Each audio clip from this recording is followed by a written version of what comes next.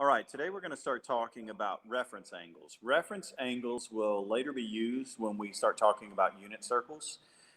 It allows us to get an idea of a smaller range of angles when we start using our trig ratios such as sine, cosine, and tangent. Let's just go over what we talked about just briefly with the rotation of angles. Remember, we have positive and negative rotations of angles. Our initial side is the one across the x-axis pointing eastward, and then our terminal side is just the side where it lands. So when we hear those phrases, initial or standard or starting point and terminal, that's what we're referring to. And remember, we have two forms of rotation. We have a positive rotation, which starts at the x-axis moving counterclockwise, and then the negative rotation starts at the x-axis moving clockwise. So when we talk about a reference angle, you can see here for an angle in standard position, the reference angle is the positive acute angle that is formed by the terminal side of the angle and the x-axis. So when you think of it this way, just think about what is the quickest path, what is the shortest path in degrees that we take to reach the x-axis. If it's above the x-axis, think of where gravity would pull it. If I had a reference angle, a terminal angle that ended right here, the closest path that it's going to take to get back to the x-axis is straight down right there, and that is our reference angle. If it's on this side of the y-axis, of course, it's going to fall this way. If we have below, think of it like if a float was on the end of this. If I have an angle that's going this way, think of the arrow as a float. If I had a float, which way would this go? It clearly would not go this way. That's against the laws of gravity there. It's going to fly back up to this x-axis. That is the shortest path to the x-axis. So that's what our reference angle is. And what we'll later use the reference angle for is to construct a triangle. We'll take any point on this terminal side and drop an altitude, and then we'll talk about those later. But first we need to identify what reference angles are, and again, think about which way would it fall or which way would it float. And these will always be acute angles, and remember, acute angles are angles that are below 90 degrees. And if it happens to be a right angle, it is 90 degrees. There's nothing to debate there.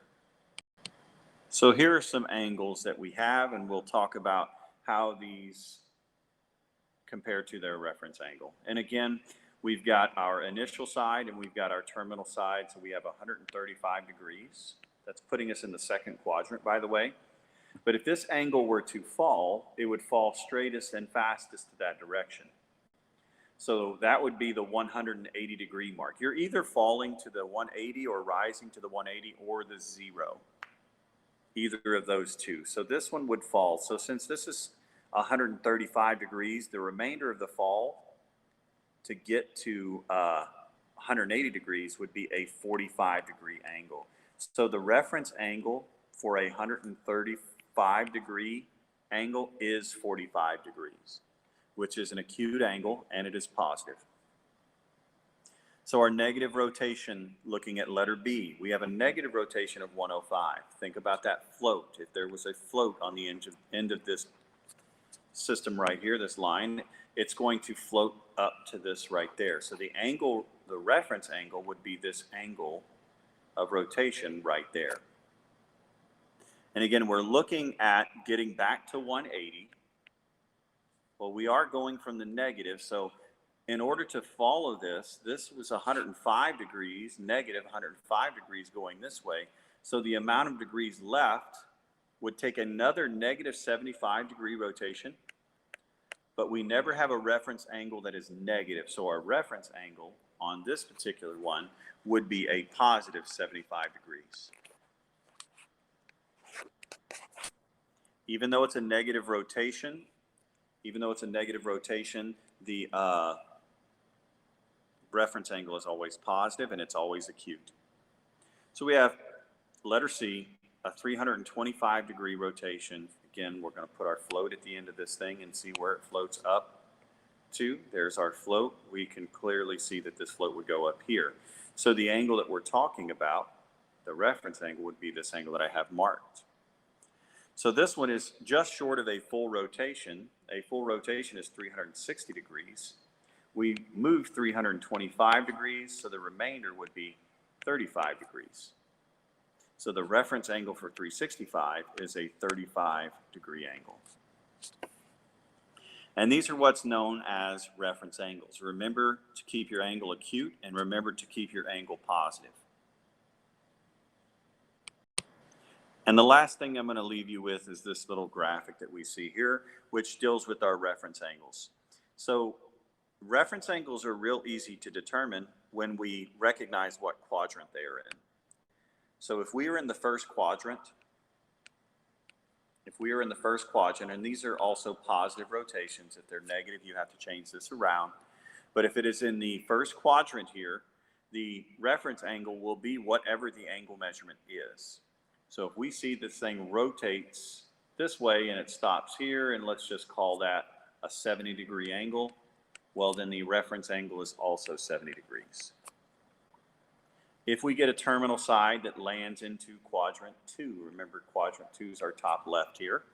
If we have a reference angle that ends in the quadrant 2, the way that we calculate our reference angle is we take 180 minus the angle of interest.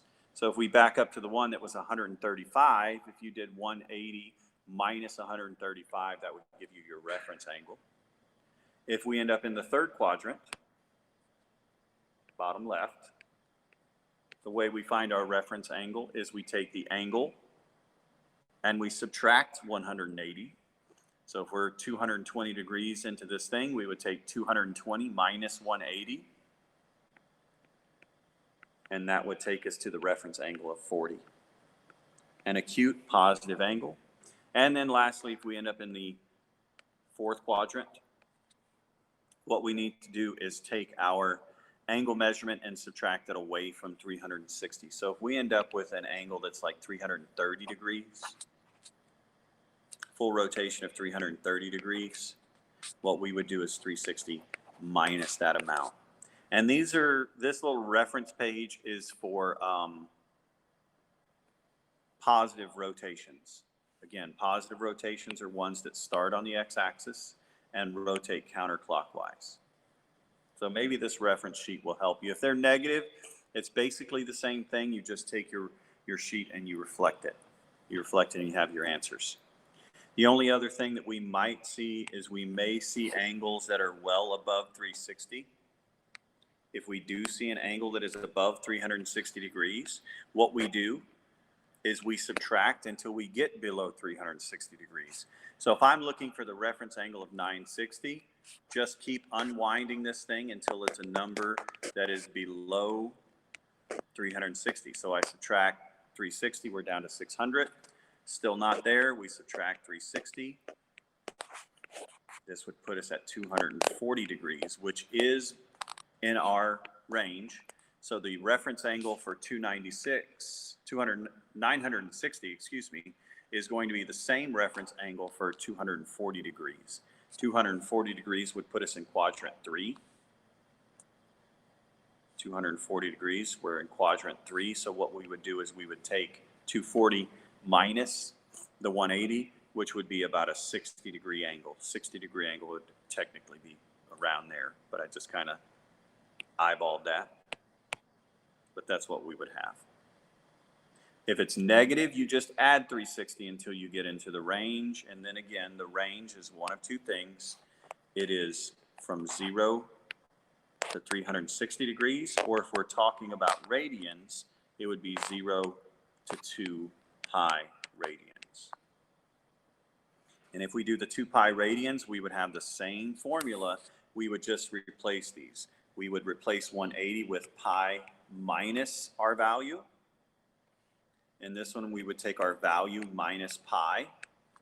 And then the last one would be 2 pi minus our value. So if I were trying to find the reference angle, we'll move over to, so we'll just clear this thing out real quick. So if we were trying to find the reference angle to, let's just call 3/5 pi.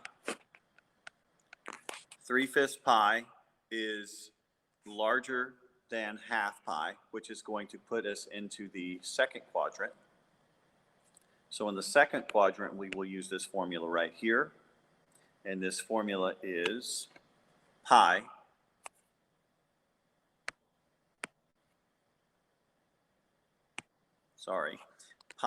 minus our angle. In this case, that's 3/5 pi. Well, we can eliminate our pi's like we did the other day, 1 minus 3/5, keep it in parentheses, and then tack the pi onto the outside, and then the pi is just going to attach to whatever ends up on the outside. 1 minus 3/5 is 2/5, so the reference angle for 3/5 is 2/5. Might want to write this down. I'll pause it and let you get some time on this. Whatever that angle measurement is, we will have those to give us a solution. So in this question, what we're looking at is a common reference angle of 197 degrees. What I'm going to do first is identify where 197 degrees is. Well, there's 180 degrees right here, so it's 17 degrees past there. Doesn't need to be exact, but we're just going to be in the ballpark right here. So our reference angle that would be in the third quadrant, of course, is 197, because that is in the third quadrant. So when we're trying to find these reference angles, what we want to do is find angles that are the equal distance from either the 90 degree or the 180 or the 270, whichever one that it is closest to. So in this particular one, 197 degrees, the closest of these four angles is 180 degrees, and it is 17 degrees above that. So what I'm going to do to find another reference angle is to go 17 degrees on the other side of 180 degrees. So if I'm going 17 degrees, let's use the word north of that, then that would put us at 163 degrees.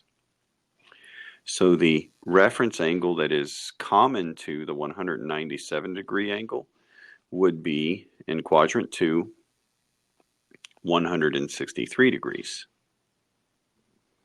So since we are 17 degrees away from the 180, on the complete other side, and this is the reference angle we're really interested in, most times would be 17 degrees north of 0. Well, 17 degrees north of 0, of course, is 17. And that would be our first quadrant degree measurement. And then the last thing we have is the fourth quadrant. And just like the other one, it's going to be 17 degrees away, but over here. But we are going 17 degrees short of 360. So if we are 17 degrees short of 360, that would be 343 degrees. So this would be what's known as a common reference angle. The reference angle is 17, but all of these angles are going to have the same amount here. So what I would do is, if it was closer to the north-south axis, I would measure it the same way. I would see how far away it was from the 90 or the 270, and then I would just match that in each of the four quadrants. On our example here, it says the figure below shows part of a circle with a central angle. What part of the full circle does this figure represent? Express your answer in fraction and most simple form. So we're looking at 260 degrees.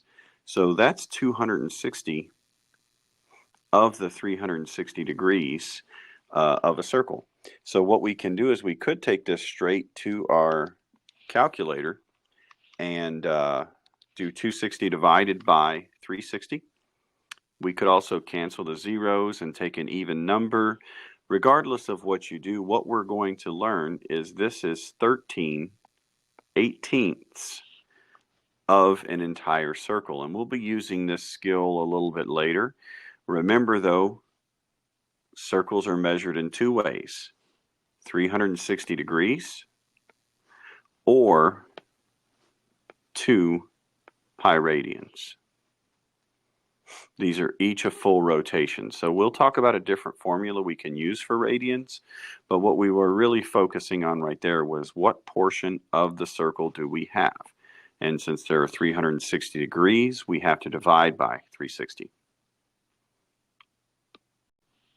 So let's see how this works with a arc length. So as we look at this, it says circle is shown below. It has a radius of 25 inches, which we can clearly see here. To the nearest tenth of an inch, determine the length of x, which is this arc length right here. If we have a central angle, it doesn't say that, but I see that it's a central angle of 160 degrees. So what we're going to do is actually kind of build off the idea of circumference on this one. Circumference, remember, is 2 pi r. So what we're going to do is establish what we have here. We don't have an entire circle, though. All we have is 106 of the 360 degrees. So we only have a proportion. This is our arc length. We're going to use the letter S. That's what we'll use throughout the day. So we have 106 of the 360 degrees. So we essentially have 53 over 180. We don't need to simplify that necessarily. So what we're going to do is multiply that times the circumference, 2 pi r. Because we don't have the full circle, this is what we have to do. So I'm going to go ahead and leave the fraction the way it is. And I'm going to substitute the values I know. 2 pi, and this particular figure has a radius of 25. So what we'll do is we'll put all of this in our calculator.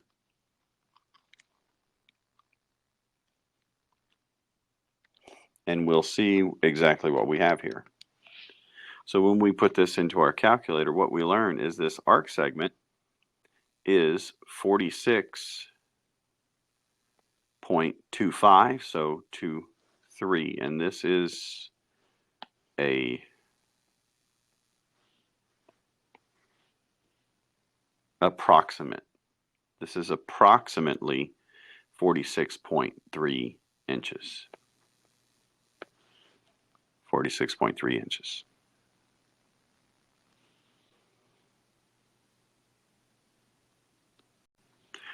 So as we look at this one, what we're going to see is that we have a circle, but this is written in radian form.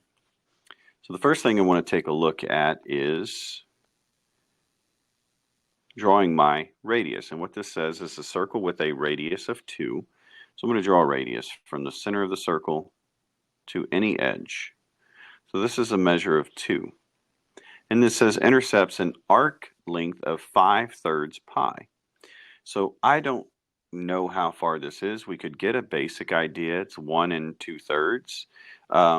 So 1 pi, remember, is a full angle measurement. So what we're looking at is an arc length of 5/3. So if I were looking at this arc length, we're looking at this segment here. So it's 5 pi over 3. So you can see our formula is written right here. S stands for the arc length, R stands for the radius, and then the theta stands for the angle of the radians. And that's what we're looking for. Find the angle in radians in the simplest form. So really there's only 3 parts to this. You could convert, just like on the last example, you could convert the radians into degrees and do the proportion. But this formula actually works a little better. So what we're going to have to do is replace the arc length with 5 pi over 3. Our figure has a radius of 2, and then the angle is unknown. So we're going to use theta. So what we're going to do on this particular one is, in order to get rid of 2, we've got to divide by 2. Now, I don't really want to divide by a fraction, so we can remember this. You can either divide by 2 or multiply times the reciprocal, which in this case is 1/2. When I multiply 1 times 5 pi, that is 5 pi. And I multiply 2 times 3, this is 6. And then our angle measurement is going to be 5 pi over 6. And the angle, it says find the angle in radians in the simplest form.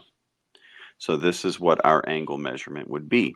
Had we been told to put this thing in degrees, what we would do is we would take what we learned yesterday, which is to multiply times 180 over pi, and then we will learn what size that angle measurement is. I will do that real quick. The 6 cancels this down to 30, so this is about 150 degrees. Not about 150 degrees, it is 150 degrees. So my angle was clearly wrong because I was short of a rotation.